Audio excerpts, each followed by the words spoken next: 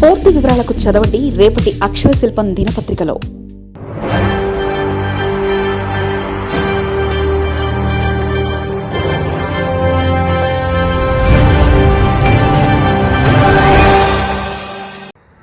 ఇదేమంత గొప్ప పని సార్. మాజీ వైస్ ఛాన్సలర్పై సస్పెన్షన్ భేటీ. అత్యవసరంగా భేటీ అయి సస్పెన్షన్స్ ఆర్డర్స్ జారీ. సస్పెన్షన్తో పెన్షన్ ఇతర రిటైర్మెంట్ ప్రయోజనాలు దూరం. కూటమి సర్కార్ తీరుపై భిన్నాభిప్రాయం.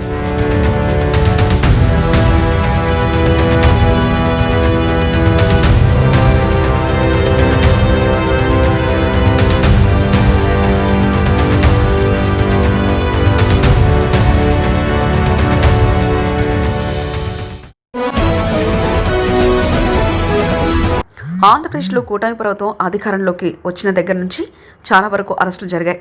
చాలామంది వైసీపీ కీలక నేతలను అరెస్టులు చేపించారు. ఇంకా చాలామంది అధికారులు కూడా అరెస్టుల పాలు చేశారు.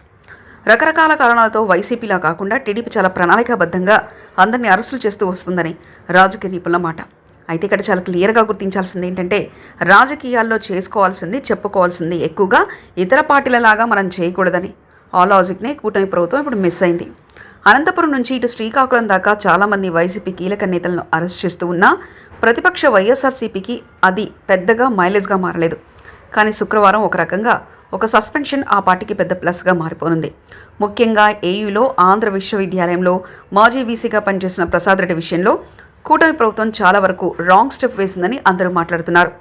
కూటమిలో ప్రభుత్వం అధికారంలోకి వచ్చిన తర్వాత 2 ఏళ్ల పాటు ఆచితూచి దాదాపుగా ఆయన అధికారికంగా పదవి విరమణ చేసిన రోజున మాత్రమే సస్పెన్షన్ చేయడం ఇది చాలా వరకు పెద్ద సందేహాస్పదంగా హాస్యాస్పదంగా మారింది.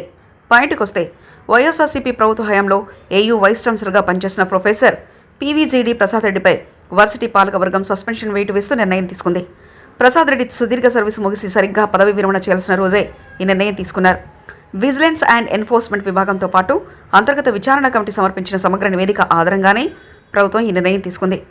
విజిలెన్స్ విచారణలో ప్రసాద్ రెడ్డి హయాంలో జరిగిన తీవ్ర అక్రమాలు, అధికార దుర్వినియోగం స్పష్టంగా బయటపడ్డాయట.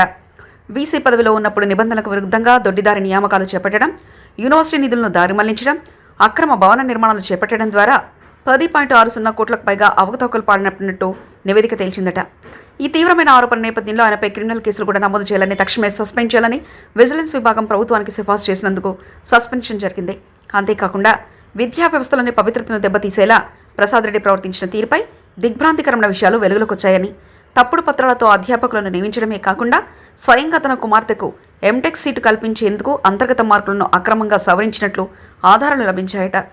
గతంలో జరిగిన జేవీఎంసీ శాసనమండలి ఎన్నికల సమయంలో ఉన్నత విద్యా సంస్థ అయిన ఏయూని ఒక రాజకీయ పార్టీ కార్యాలయంగా మార్చి ఓటర్లను ప్రభావితం చేసేందుకు విద్యార్థులు అధ్యాపకులను ఉపయోగించుకున్నారనే ఆరోపణలు విచారణలో ఉన్నాయి. రాష్ట్రంలో కూటమి ప్రభుత్వం అధికారంలోకి వచ్చిన వెంటనే ప్రసాద్ రెడ్డి వీసీ పదవికి రాజీనామా చేసినప్పటికీ ప్రొఫెసర్గా కొనసాగుతూ వచ్చారు. సర్వీస్ ముగిసి రిటైర్మెంట్ బెనిఫిట్స్ పొందాల్సిన చివరి నిమిషంలో ప్రభుత్వం నుండి వచ్చిన ఉత్తర్వుల మేరకు ఏయూ పాలకవర్గం అత్యవసరంగా భేటీ అయి సస్పెన్షన్స్ ఆర్డర్స్ జారీ చేసింది. ఈ సస్పెన్షన్తో ఆయనకు ఉండాల్సిన పెన్షన్, ఇతర రిటైర్మెంట్ ప్రయోజనాలు నిలిచిపోనున్నాయి. సరే, ఇవన్నీ పక్కన పెడితే ఇప్పుడు కామెడీగా తీసుకున్న కమిటీ నిర్ణయం వల్ల ఏయూ మాజీ వీసీకి అంత పెద్ద నష్టమైతే లేదు. ముఖ్యంగా ప్రొఫెసర్గా ఆయనకు అందాల్సిన బెనిఫిట్స్ అనేవి ఆయనకు ఎలాగూ అందవు అనేది ఆయన ఇప్పటికే నిర్ణయానికి వచ్చేసారని సమాచారం. ముఖ్యంగా కూటమిల ప్రభుత్వం ఎప్పటికైనా ఈ పనిచేస్తుందని చూసిన ఆయన ఇప్పుడు చేసింది కాబట్టి ఆయన కాస్త ఊపి పీల్చుకున్నారని సమాచారం. అలాగే ఎప్పటికైనా సరే ఆ పదవిలో తాను ఉన్నంతకాలం అది కత్తి మీద సాములాగానే భావించారు. దీంతో ఇప్పుడు ఈ నెలలో తీసుకున్న నిర్ణయం, ఈ నివేదిక వచ్చిన తర్వాత మాజీ వీసీ న్యాయ పోరాటానికి ఒక మంచి అవకాశం దొరికింది. ఒక రకంగా కూటమి ప్రభుత్వం ఆయనకు మంచి ఆయుధాన్ని ఇచ్చేసింది. మరిన్ని కథనాల కోసం సబ్స్క్రైబ్ చేసుకోండి మీ అక్షర శిల్పం. పూర్తి వివరాలకు చదవండి రేపటి అక్షర శిల్పం దినపత్రికలో.